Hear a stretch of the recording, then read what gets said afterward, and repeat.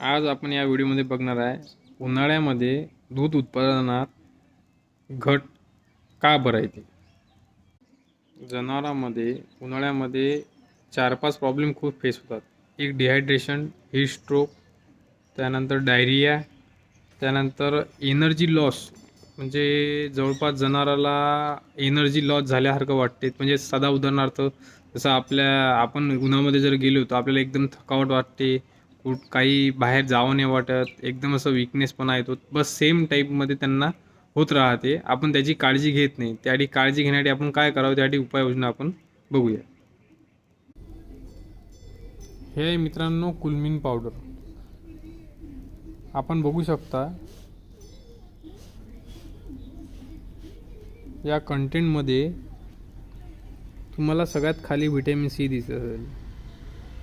याने काय होते की इम्युनिटी पॉवर वाढते, जनावर बिमार पडण्यापासून वाचवते आणि बाकीचे घटक आहे यामध्ये की जसं आपण साध्या भाषेत सांगायचं झालं, जसं आपण एनर्जल पावडर घेतो, ORS घेतो किंवा जसं इलेक्ट्रॉल पावडर घेतो, बस सेम वर्किंग करते. जनावराला आजार पडण्यापासून वाचवते. आणि यासोबत जर तुम्ही रॅक्विड लिक्विड हे एक पण चांगलं आहे, जे उन्हाळ्यामध्ये जनावर कमी प्रमाणात चारा खाते त्यासाठी चांगलं आहे. पण जर तुम्ही मिनरल मिक्सचर डेली वापरत असेल तर बाकी कुठलंही म्हणजे रॅक्विड म्हणा किंवा कुठलंही मल्टीविटॅमिन घ्यायची गरज नाही आहे. फक्त डेली 50 ते 60 ग्रॅम सकाळला कुलमिन पावडर द्या. तुम्हाला तुमच्या जनावरांमध्ये भरपूर फरक दिसेल. आणि राहिला विषय की एवढा खर्च परवडत नाही, पण आज जर बघतो आपण सर, तर एका जनावरांना जर 2 ते 3 लिटर एका टाईमला जर कमी केलं तर त्याचा हिशोब जर काढला आणि याचा कॉस्टिंगचा विषय जर काढला, जमीन आसमानचा फरक पडतो.